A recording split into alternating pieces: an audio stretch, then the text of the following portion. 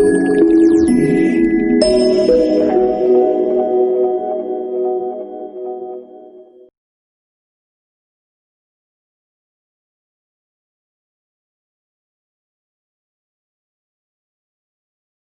night to all, depending on the time zone you're in.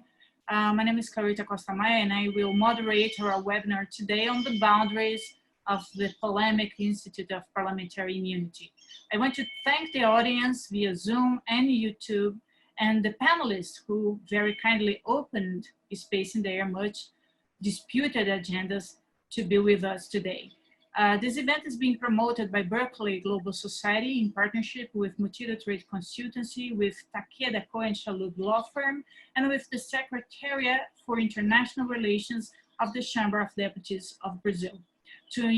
And now we have the honor to give the floor to Mr. Chris Bryant. He should be the first to attend, but we had some technical problems. Mr. Chris Bryant is a member of Parliament of Ronda in the United Kingdom. The British model, as you know, along with the French, is a major system of parliament privilege. Although the privilege of freedom of speech was convenient in the famous Article 9 of the Bill of Rights in 1689, the House of Commons seemed to have enjoyed it since the 15th century. It's something really amazing, mostly for countries as new as Brazil, for instance. Immunity from arrest, for instance, was recognized in 1340. So, Mr. Bryant, our pleasure, the floor is yours. Well, thank you very much for having me. Muito obrigado.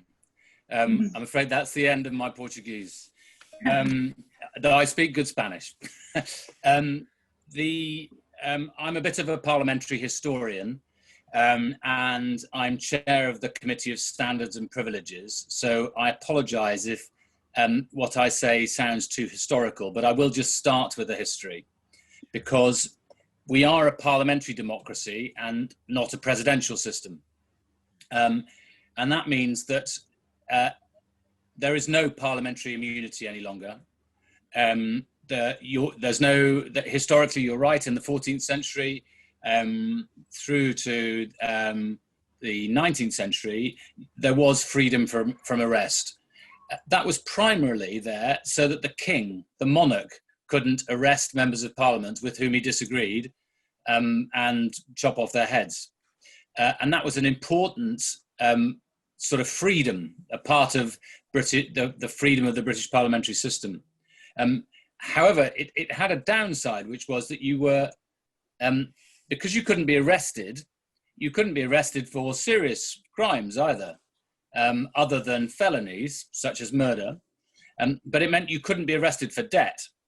So sometimes people liked getting elected as a member of parliament, because that guaranteed that nobody could arrest them for significant debts that they might have whilst they were still members of parliament.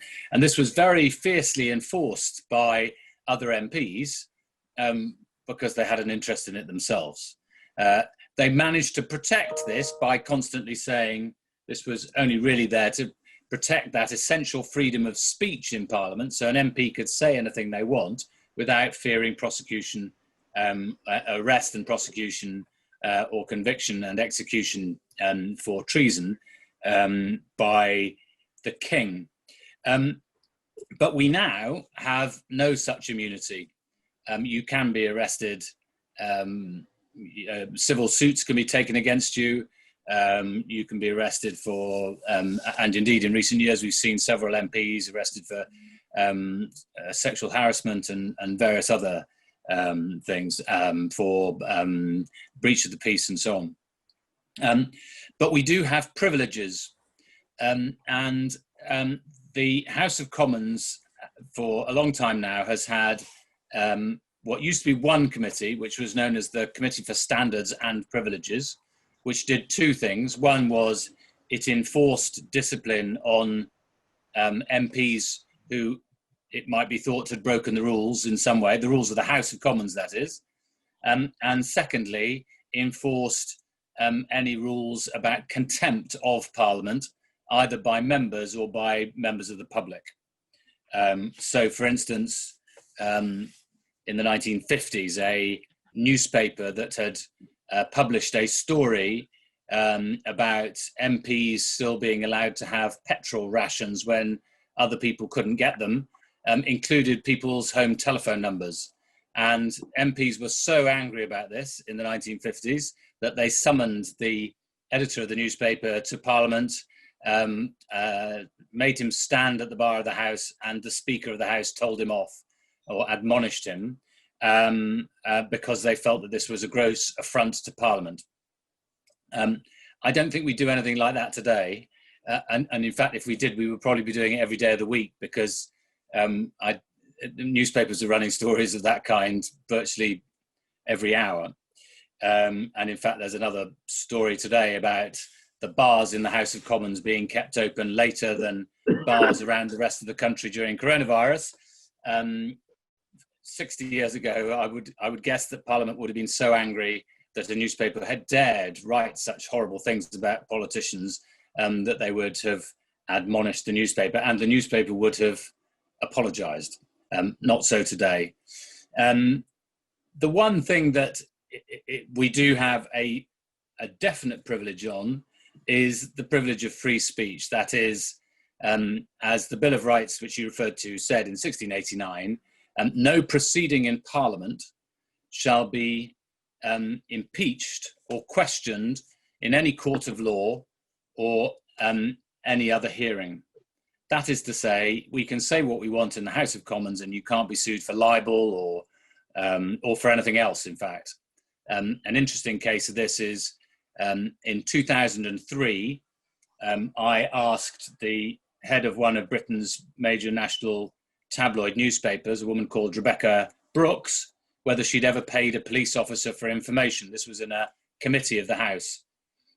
She said yes, which is a criminal offence.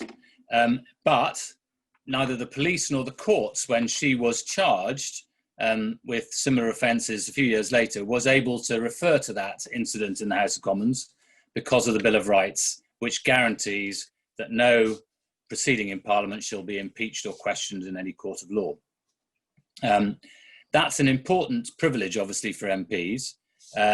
With every privilege always comes a responsibility not to misuse that.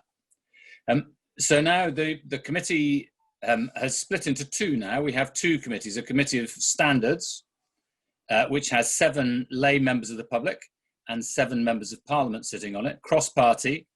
I'm the chair and I'm Labour. The majority of the committee are Conservative.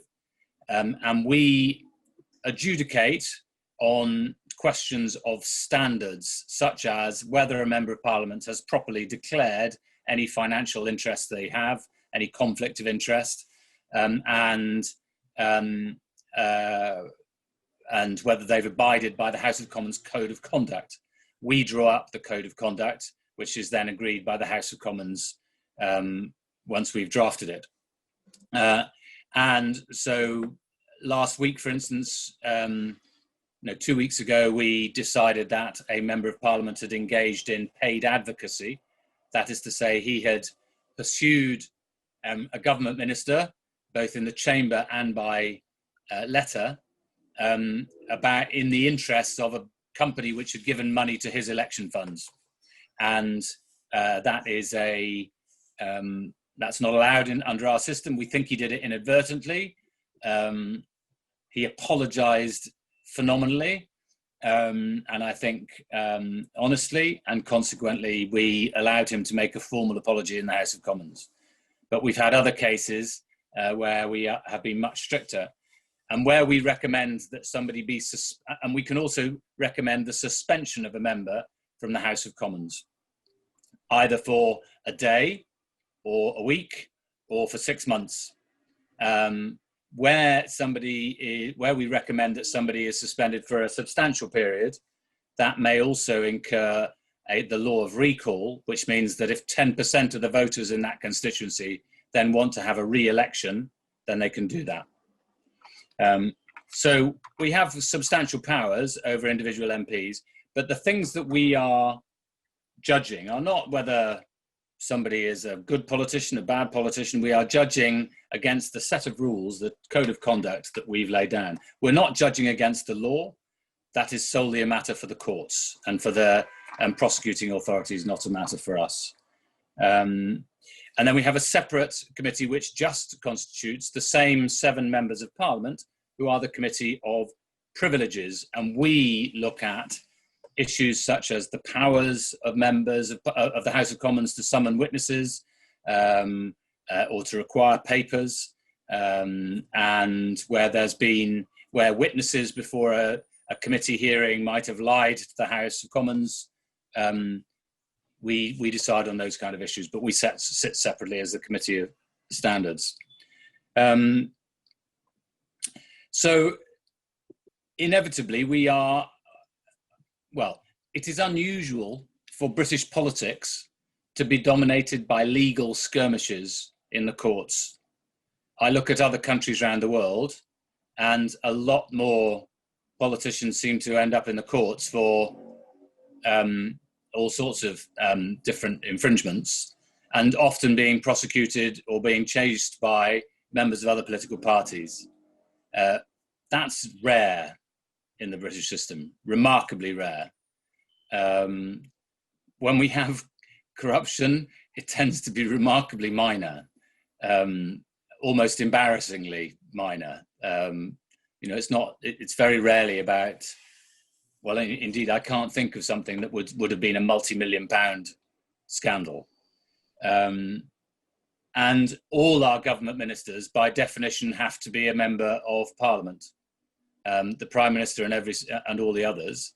And consequently, they're bound by the rules of the House of Commons, as well as they are bound by the laws of the land. And again, that has tended to militate against that kind of legal battle between different political parties. I'm not sure there's anything else I'd want to say other than I'm a Labour chair of the committee. I was elected by the whole House of Commons, but it had to be a Labour, an opposition member of Parliament chairing the committee. I think I was elected because people thought that I would not pursue a partisan advantage. And on the whole, in the House of Commons, when it comes to these issues, there is nobody votes down partisan lines. We try never to have a vote in the Committee on Standards. So we try to come to unanimous reports, including when we're adjudicating on quite difficult cases. And I think that that's a strength of our system. Thank you, Mr. Bryant. The first question that I would like to make would be, for the sake of argument, I hope that UK does not face such kind of trouble, but last year, if I'm not mistaken, we had the Pastors versus Germany case in the European Court of Human Rights, in which a congressman of a region, I guess Bavaria, was condemned by hate speech, by speech laudatory to Nazism, anti-Semitism arguments and everything. So in some parts of Europe, the extreme right is rising. And under the privilege of freedom of speech, they can cause a huge trouble to democracy itself. In Pastors versus Germany case, for instance, the European Court of Human Rights affirmed the first instance and second instance condemnation of this congressman. So do you feel it, do you see in the horizon this kind of problem rising in UK or not? Fortunately not. Well, most of the people who would resort to far-right arguments, because of our parliamentary electoral system, don't get into Parliament. So we've not tended to have that problem. We do also, I think there are two things that would also prevent anybody going down that route within Parliament. One is that I think if the House came to the view that a member of Parliament was abusing the privilege of freedom of speech, for whatever reason, then they would investigate him or her and punish them. And that has happened in the past, though not in the recent past. And the second thing is we have a system whereby the Speaker, who resigns their membership of the political party when they become Speaker, is able to determine whether somebody has used parliamentary or unparliamentary language. And if somebody uses unparliamentary language, they can be excluded from the chamber.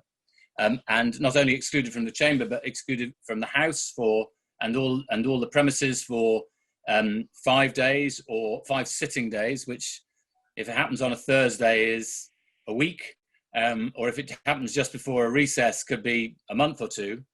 And that is and that is entirely decided by the Speaker. So I think if anybody were to engage in that kind of abuse of parliamentary privilege, they would be thrown out of the chamber by the Speaker. And what would be considered an unparliamentary language? For instance, any kind of parlance that would be attentatory against democracy? That would be, for instance? No. So on the whole, it is, we work on the assumption that everybody in the House of Commons is an honourable member. So anything that questions the honour of another member is, unless the debate is about whether the honourable member is honourable or not, but in all other debates, you have to presume that the other person is honourable. So you can say that somebody has inadvertently or accidentally misled the House. You can't say that they've lied or that they've deliberately misled the House.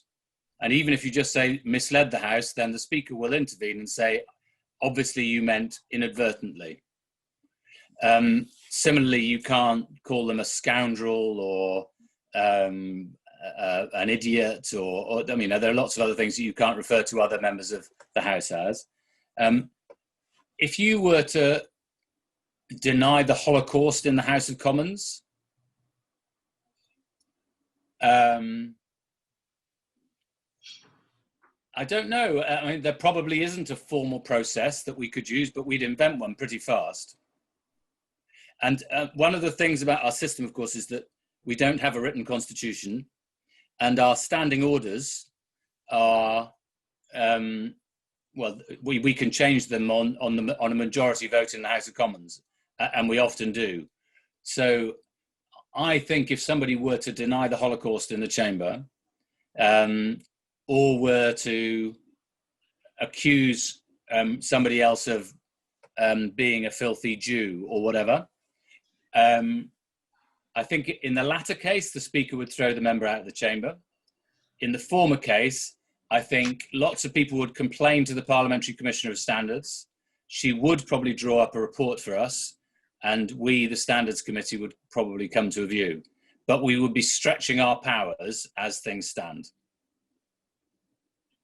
But we like doing that. That's the British way. It's always to stretch your powers. Well, it's been working. Well, Fabio Almeida is the Secretary of International Relations of the Chamber of Deputies. He sent me a question. He wanted me to deliver to you. It would be about the secret votes. He says that here in Brazil we changed recently by popular pressure, and we have the same pressure that the elections of the members of the chair, of the members of the chair of each house must be also made open. In one hand, the secret voting is a tool for minorities and has proven to be a counter-majority mechanism, very efficient, to be quite honest in the sense. But in the other, some agreements that are not, very well known to the public and to the constituents are allowed by the secret voting. So how is the mechanism of voting of the chair in the Parliament of UK? All the elections of people, of chairs of committee and speaker and all of those, they are all done by secret ballot, just as we vote for people in the country by secret ballot as well. But all votes on policy are transparent and public. It's interesting this because in 1386, but in 1386, the what was known as the Good Parliament met, and they all wanted to criticize the king, who was run by his mistress at the time and was very corrupt.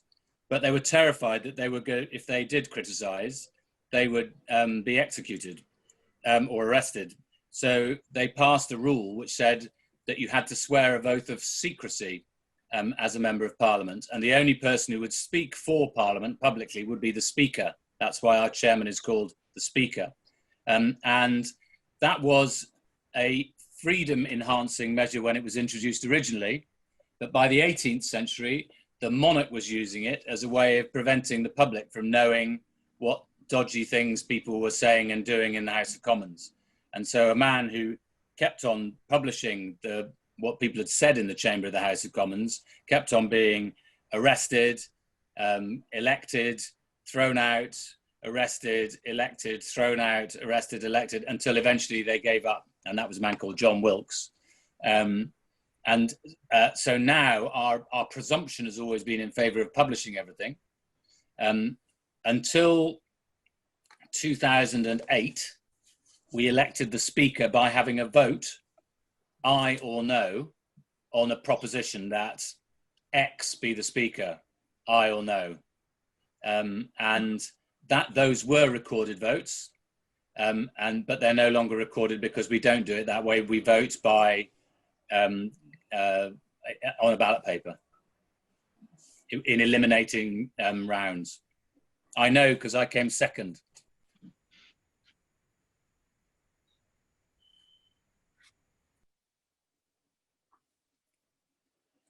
You're muted. Hi. Can you listen? Mr. Bryant, thank you so much for your exposition here in our event. I hope that you be on board for the many others that we are elaborating. Thank you for your staff to have opened this space in your agenda. I know it was very complicated, but we are really happy for this. Thank you so much. So